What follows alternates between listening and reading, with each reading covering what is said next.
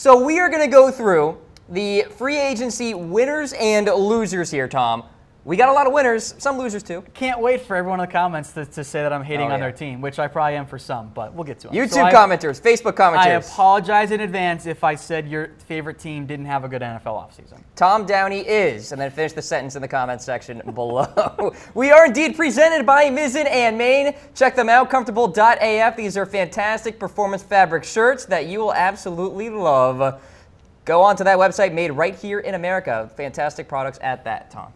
Absolutely. I love Mizzen and Main. I'm known to sleep in them often after a late night. Okay, Mizzen and Main sponsoring NFL Daily here today. Let's get into the winners of the offseason. Free agency period, shall we say. Start things off with the Chicago Bears. The Bears have drastically overhauled their roster this offseason. It starts, most importantly, with helping out Mitchell Trubisky. That was their main focus here this offseason, and they found ways to do that. First off, they went out and they signed Allen Robinson. That gives them an actual number one wide receiver. At tight end, they've got Trey Burton, a guy I really like, a little pricey. I do think it's a guy that helps them out on that offense. They also went out and got a backup quarterback in Chase Daniel. There's got to help develop Trubisky in terms of behind the scenes and help him grow. Taylor Gabriel now becomes their number 3 wide receiver. They also retain guys like Cameron Meredith, and they retain some other players, lesser receivers. But all of a sudden, the Bears receiving core has gone from god-awful to, you know what? This is actually pretty solid, and that's a big deal for Chicago. However, this was not the only move the Bears have made when it comes to additions. And when we say additions, we mean trades, re-signings, and signings. That's just our catch-all term.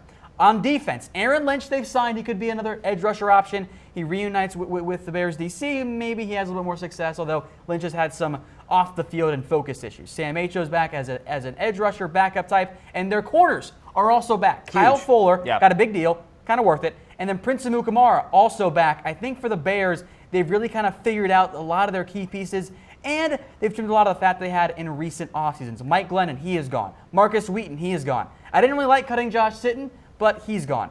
Mitch Unrein is gone. He is with the Bucs. They do have Jonathan Bullard. I think he'll take over in that role. So it is a loss there, but not a terrible one. They lost Christian Jones. They lost Gerald Freeman. Once the Lions went to a cut. They'll be okay at inside linebacker. Willie Young, Pernell McPhee. Keep an eye on the Bears going edge rusher early. And then, of course, there's Marcus Cooper as well. I think overall for the Bears, it was a great offseason so far, and they've got some high draft picks. They should be able to continue to make progress.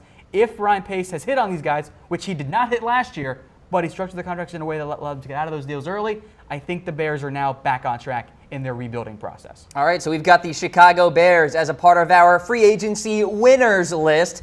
How about this team staying in the same division, the Minnesota Vikings here, and of course the headliner signing, Kirk Cousins, but you've got Sheldon Richardson as well. Very solid add. So for the Minnesota Vikings, a Super Bowl contender last year, you got to put them very much in the Super Bowl conversation this time around too. I think the Vikings have set themselves up for more sustained success, and it was mainly because of 2 signings. Minnesota didn't throw a bunch of contracts at guys like the Bears did, but they went out, they got the top quarterback in the class, or in terms of free agency, Kirk Cousins. Oh, yeah. For a deal that was less than originally reported, so that's what, even though it is a massive deal. We'll talk plenty about Kirk Cousins here throughout the show, because 3-year, fully guaranteed $84 million contract. Just a very, very expensive deal for Minnesota. But they got Kirk Cousins. They now have I'd say a better quarterback than Case Keenum. I don't think that would necessarily be a controversial hot take to make. But they've got Kirk Cousins in place now. They have stability at the quarterback spot. And oh, by the way, they traded for Trevor Siemian as backup. So not technically free agency, but we'll at least make note of it here, even though it didn't really impact the Vikings' place here as a winner. Nick Easton is back. And oh, by the way, they probably would have been winners even if it was only Kirk Cousins. They got Sheldon Richardson, too. It's only a 1-year, $8 million deal, so he might not be there for more than a season. But it's a big addition for Minnesota. They've got a guy that can play at defensive tackle, and they can still spend an early pick on one to groom behind Richardson, or maybe that's Jaleel Johnson, the Iowa kid. I'm already thinking about that front 7 with Linval, Joseph, Everson Griffin, and now you got Sheldon Richardson in town. It's going to be very darn good front 7 there for the Minnesota Vikings. They are part of our free agency offseason winners to this point. We've got some more winners to get to here, but of course some notable losses for the Minnesota Vikings, Tom. Everyone's got one. We're going to make note of each team here that we discussed because you do lose some people. Of course, they lost their 3 quarterbacks. And they got a better one, so that's a win there. By the way, quick tangent, surprising. Not one of them came back. Maybe Teddy, but I think Teddy wants to at least compete for a starting job somewhere. Tremaine Brock is over in Denver now, and Jerick McKinnon, as we'll discuss later when we talk about 5 of the worst contracts this offseason, Jerick McKinnon done got paid. That's okay. He wasn't the best halfback on the Vikings roster. That's Dalvin Cook. So for Minnesota, a great successful offseason thus far. We'll see what happens in the draft, but in terms of free agency, they're definitely a winner. Of course, we want you guys weighing in. Hit us up. Let us know. Grade the Vikings offseason moves to this point. Give us a heart for A, like for B, wow face for C, laughing face for D or F. It's hard to go away from A here, Tom. They went out and they got the white whale in Kirk Cousins. Kirk Cousins, Sheldon Richardson, didn't lose anyone super important. Yeah, that's an A, especially when you factor in you're going to get Dalvin Cook back, who's better than McKinnon is. All right, so that's the latest with the Minnesota Vikings. Another offseason winner in NFL free agency to this point, the Green Bay Packers. Jimmy Graham coming to town. They also got Mo Wilkerson. The Packers made moves? They did. What is this? This is a whole new offseason. Green Bay goes out. They get Jimmy Graham. They got Mo Wilkerson. Not really counted or factor in that much as Deshaun Kaiser, but that was a pretty notable trade. They're going to groom him behind Aaron Rodgers potentially. Green Bay went out and got 2 of the top available players in Jimmy Graham and Mo Wilkerson. For Graham, let's start with him. Packers haven't really had a dynamic tight end for Aaron Rodgers. Jermichael Finley had shown some of it, but he had some injury issues. Jared Cook was a bust. Martellus Bennett quit on his team. Now you get Jimmy Graham, who Seattle did not use right. Dear Green Bay, I signed this as a Jimmy Graham fantasy owner. Throw him the damn ball. Good things happen when Jimmy Graham has the ball in or near the end zone. It often results in touchdowns.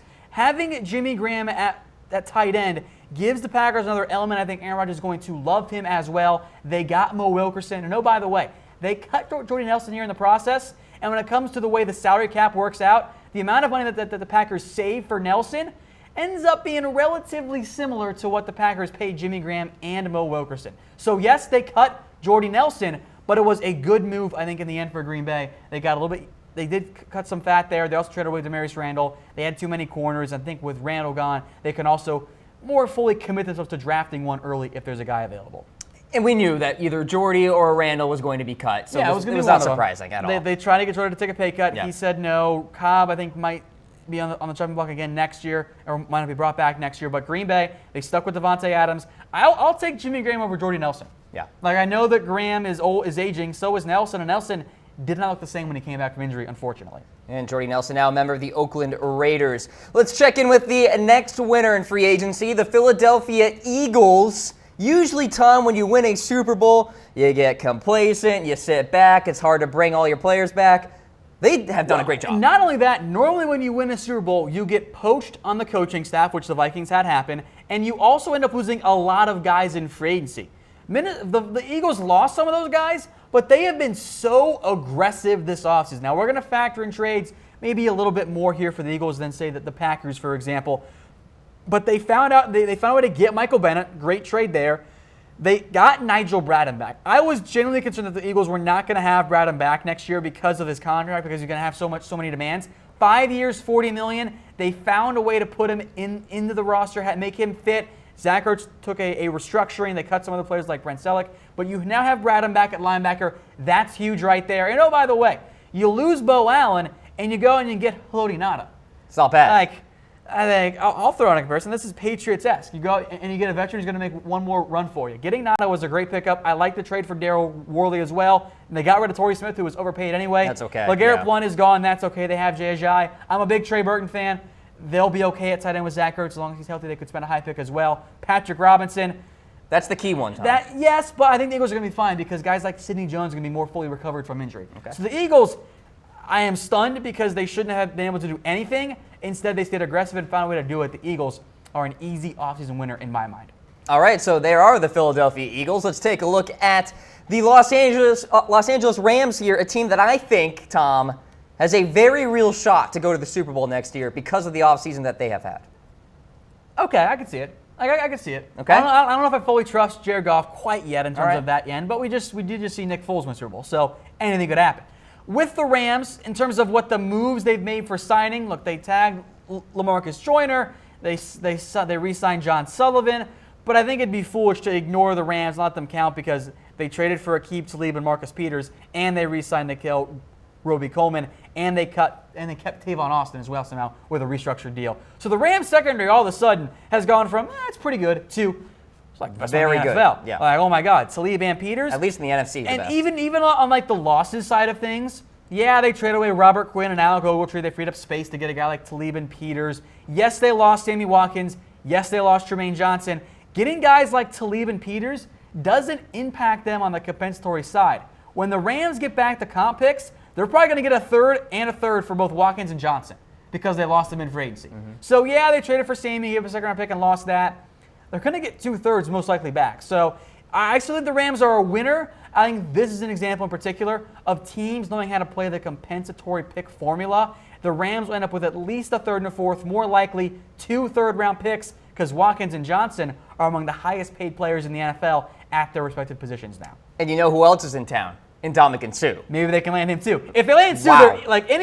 I'll offer a caveat here. Any team that lands Suh, we'll talk more about it later in the show, is a winner. As long as they don't make him like the Dolphins contract 2.0, which Sure. I don't think he's going to quite get. So be it Seattle, Rams, Titans, Saints, whomever, they're going to be an automatic winner if they're not already. Grade the Rams' offseason moves so far, ladies and gentlemen. Hit us up in the comments section on Facebook Live as well as YouTube with the heart-like wow face or laughing face. You're watching NFL Daily here on Chat Sports Facebook Live. I am Cam Rogers. That guy right there is Tom Downey. We are presented by Mizzen and Main. These are advanced performance fabric shirts that are made right here in America. No ironing needed, no dry cleaning needed. Check them out, comfortable.af, because they are indeed comfortable as that, Tom. I like to wear them when I go to bed. Oftentimes that comes at a late night out, but I wake up feeling better because I'm not all like hot and sticky from wearing one of those cotton dress shirts. Instead, Yes. It's a nice, comfortable shirt, and I feel a little bit more relaxed after I wake up. It's not like you're wearing a towel. Oh, Definitely absolutely not. It feels so much better. Many thanks to Mizzen and Main for sponsoring NFL Daily here today.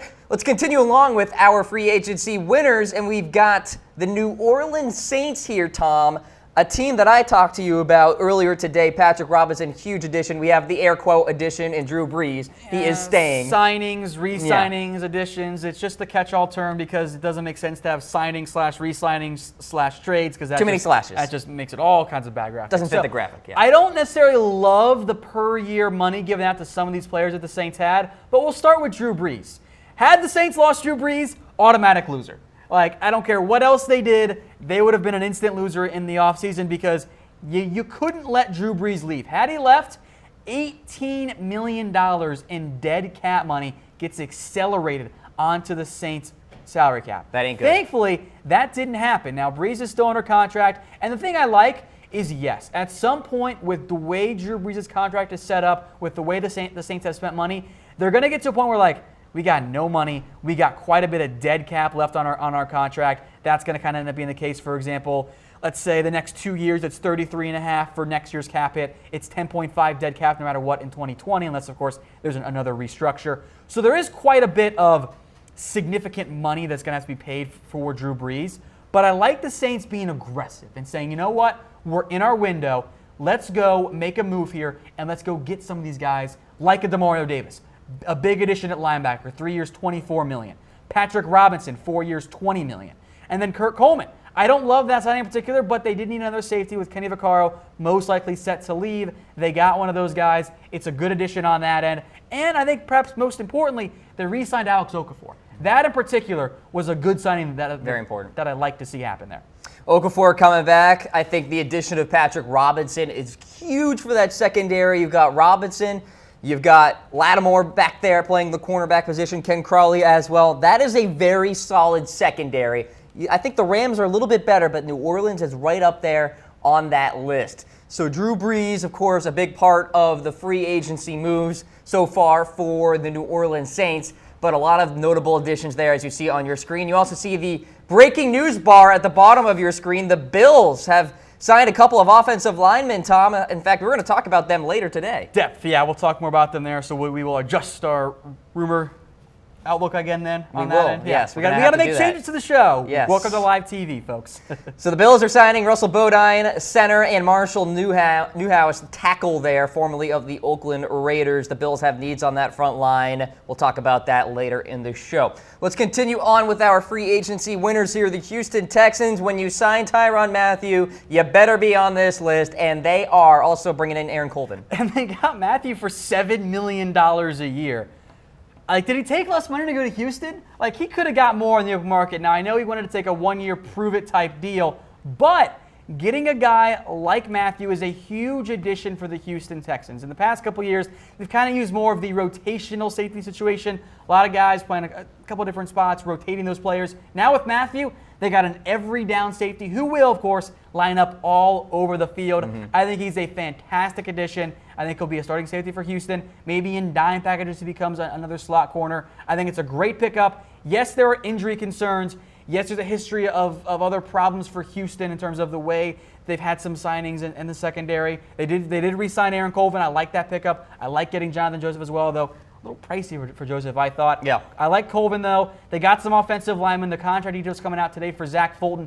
4 years, $28 million. Not a terrible signing. They said it was going to come in around $7 million. That's what it ended up being. They kept Bruce Ellington as well. But it all in the end comes back to Tyrann Mathieu. That's why Houston is a winner on this list.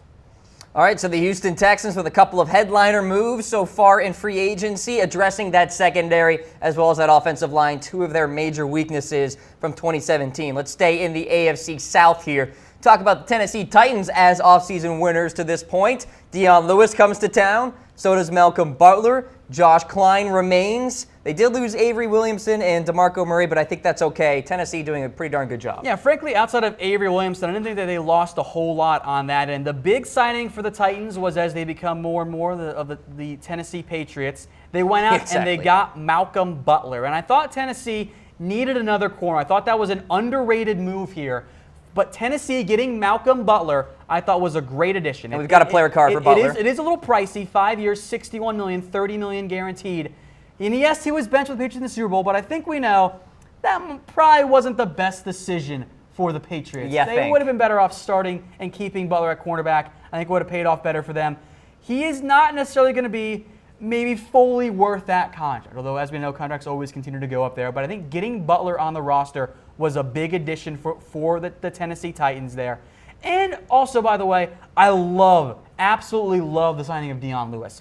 Just under $5 million a year, 4 years, 19 20. We'll call it 4 years, 20 for rounding and math purposes. But I think he is a perfect addition to what the Tennessee Titans have right now at the running back spot. I think Dion Lewis and Derrick Henry is a perfect 1-2 punch. They kept Josh Kline as well. They kept Daquan Jones. And they could just go get Ndamukong Suh as well. Oh, yeah. He's been visiting them and, of course, a couple other teams. The Titans part of that 4-team list that we've been hearing about for Ndamukong Suh. Grade the moves for the Titans so far, ladies and gentlemen. Give us a heart for A, like for B, wow face for C, laughing face for D or F. I think the Tennessee Titans have done a very solid job. Best case scenario would have been to keep Avery Williamson. Unfortunate situation that he moved on, really fantastic inside linebacker. But all things considered, putting it kind of in a macro perspective here for the Titans, they're headed in the right direction. They got the new head coach, Mike Vrabel, and Robinson, the GM there, has done a fantastic job. So I'm giving up a B, if not an A. So that's kind of where I'm at with the Tennessee Titans there. All right, folks, continue to throw in those reactions. So we're going to talk about some quarterbacks now, Tom, as winners, because they got paid. Always winners. A lot of them got paid. Yeah, this is a record-setting contract, of course, for Kirk Cousins. He's now surpassed Jimmy Garoppolo. And most importantly, his contract is fully guaranteed, which we have not seen happen for a quarterback, especially for a 3-year deal. He got that from Minnesota. Now, we didn't think that was going to happen. We thought, oh, there's no way Minnesota does it. You said BS. I did not believe it at all. I was wrong. I will freely admit that, although it was less than the report had said it was going to be. Anyway, this for Kirk Cousins is, of course, a huge addition for the Vikings. He's a big winner. He got paid a massive amount of money. But I think perhaps most importantly, this now sets the stage for other quarterbacks to also receive absolutely massive deals. Matt Ryan is next up. Yep. He could approach $30 million per year because he's better than Kirk Cousins. Aaron Rodgers, going to approach $30 million. Russell Wilson, Cam Newton, also in line for huge deals. Big Ben up after that. And even beyond those guys, Tom Brady's contract will be up in the near future. Marcus Mariota and Jameis Winston, as guys entering their second contracts, could get a little bit more than someone like a Big Ben or even like an Aaron Rodgers because they're going to be there for sure longer because they're so young. So we're headed in a direction where quarterback after quarterback after quarterback just outdoes one another. That's exactly what it's going to be. So Matt Ryan's like, yes, thank you, Kirk. Aaron Rodgers like, yes, thank you, Kirk. All these guys are like, bam, Zach Martin. This is great. Yeah. Thank you for a certain person out there. Yes. His name is Andrew Norwell, who just signed a big-time contract with the Jacksonville Jaguars, and in a sense, that creates its own benchmark. Let's take a look at Norwell here, and really the offensive guard position in general.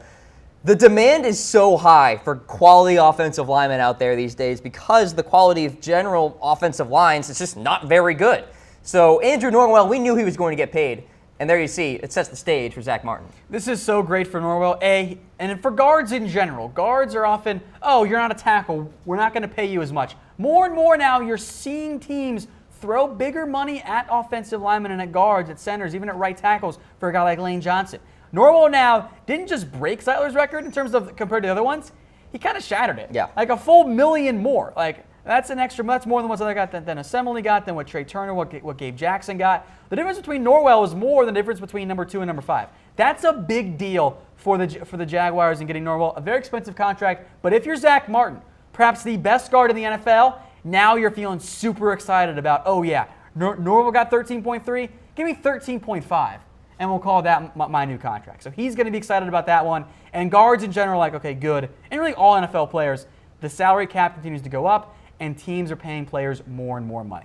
Let us know in the comments section, folks, who is the biggest free agency winner so far. Hit us up with a team, a player, whatever you think. Let us know, of course. We do appreciate when you guys chime in here at NFL Daily, presented by Mizzen and Main. These are comfortable AF shirts that don't need any dry cleaning, no ironing needed, sweat wicking technology made right here in America. Check them out. Comfortable.af is indeed the website. They're sponsoring NFL Daily here today. We're going to get into some free agency losers because we have to, Tom. This is the part where we get yelled at in the comments. Exactly. And we will start with the Miami Dolphins. What say you, Tom Downey? I don't really know what Miami's doing.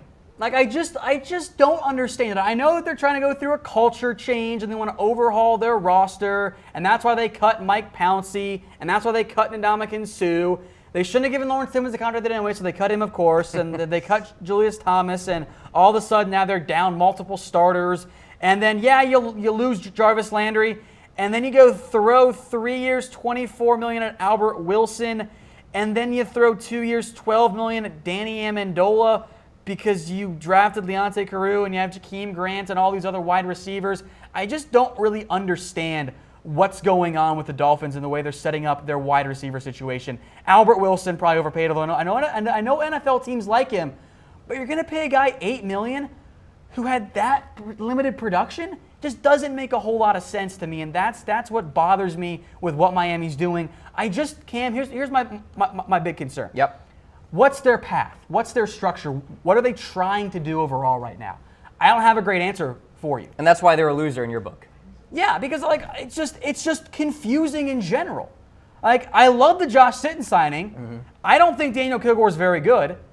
And you take on more big money in Robert Quinn, because if you're an aging veteran, Miami is your destination. There you go, folks. For all the spots. I just don't get it for Miami. You trade Landry, which I get. You didn't get that much back. That's okay. You weren't going to anyway. You cut Mike Pouncey. You make all these changes, and you just don't get a whole lot in return. And I think in general, the big reason you're a loser, you got worse, and you didn't really fix it.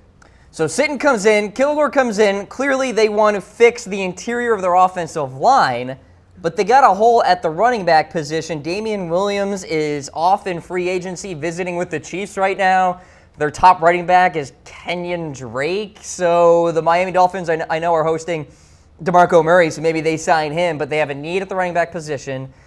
Their top wide receiver is Danny Amendola, at least we assume. Well, Devontae Parker, maybe. Kenny Stills is a nice go route runner. Like, I don't think Miami's done making moves at wide receiver. Devontae Parker, they could try and trade. Maybe Kenny Stills, because they have Parker, Wilson, Stills, Amendola, Grant, and Leonte Carroo.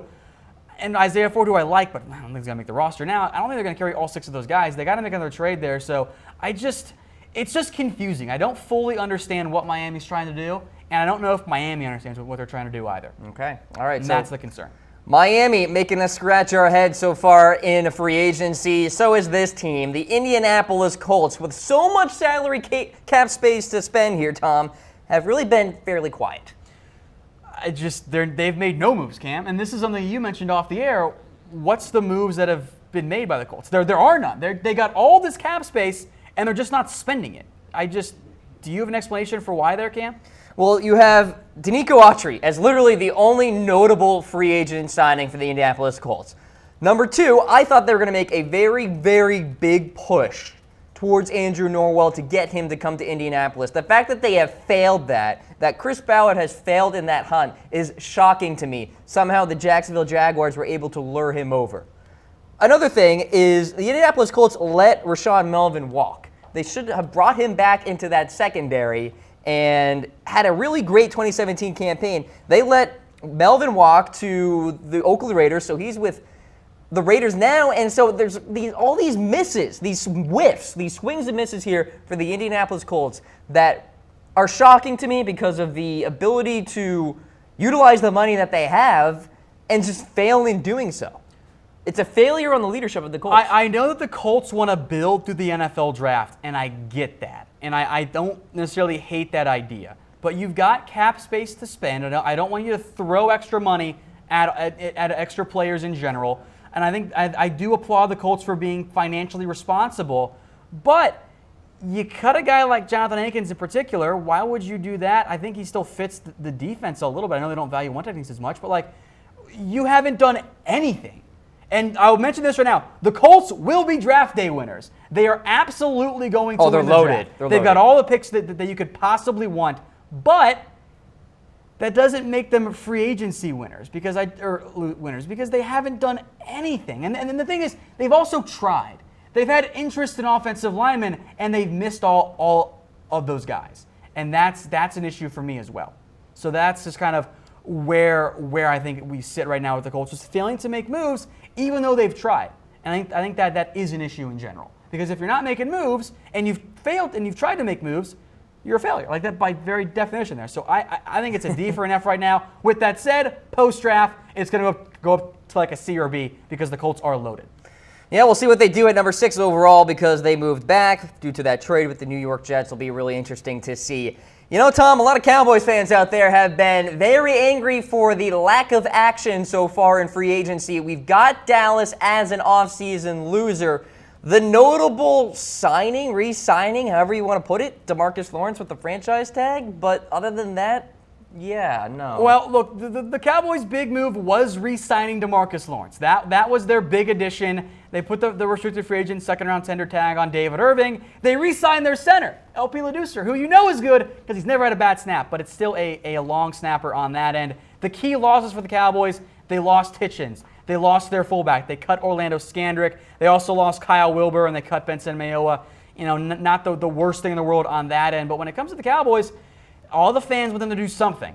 Right now, the Cowboys are the only team to not sign another team's free agent so far. Everyone else has, even the Colts and the Steelers. Cowboys sitting there with no moves. Good news, Cowboys fans. They might be signing Cameron Fleming. Yeah, we'll talk about some of their offensive tackles options here in a little bit, but it's just nothing. And I think that's, in the end, the main issue for the Cowboys is that they haven't made any additions, and that's where it gets frustrating for a Cowboys fan. And much like the Colts, they have tried.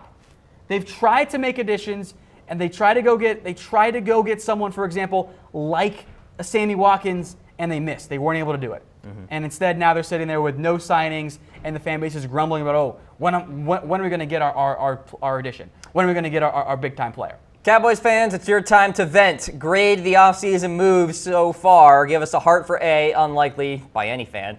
A like for B, wow face for C, laughing face for D or F. Dallas Cowboys, an free agency loser to this point. Another loser here, the Arizona Cardinals. They did sign Sam Bradford, bringing in Justin Pugh at guard as well, but losing out on Tyrann Mathieu really hurts that secondary. John Brown moving on at the wide receiver position as well. They got some holes at wideout. Cam, when you have the opportunity to throw $20 million to Sam Bradford and cut Tyrann Mathieu, you have to do it, right? Sure. Like, what else can you do? If you're the Cardinals. If you're Arizona, you spend Bradford gets $20 million, which is more than Keenum got. Like, why would you give Bradford so much money? And look, this is a little bit of a deceptive contract because it's got a lot of incentives. There's an extra $5 million based on playing time in each game in terms of if he plays each game, he'll end up with an extra $5 million. But he's got a $5 million base salary and $10 million guaranteed. So you're going to pay him $15 million at the very least. Like, and then if you do it right, like the way you want him to go, he's going to get closer to that $20 million mark. That's a lot of money for a guy that we know is always hurt. Yeah. So if he's always hurt, what's the point? Like, Arizona in general, I think, didn't make proper moves. I know they're trying to change some things within the organization. That there's a new head coach there, but I don't like cutting Tyrann Mathieu. I don't mind getting Justin Pugh at 5 years, $45 million, but like that's it. That's all Arizona's done. Like they've got some big needs in the secondary at wide receiver, and so far they've only made it worse because they cut Tyrann Mathieu and they lost the Browns and John and Jaron Brown. That's an issue for me. Also bringing in Andre Smith as well, help out that offensive line that really struggled a year ago. Grade the Cardinals' offseason moves so far, ladies and gentlemen. Hit us up with those reactions on Facebook Live and YouTube.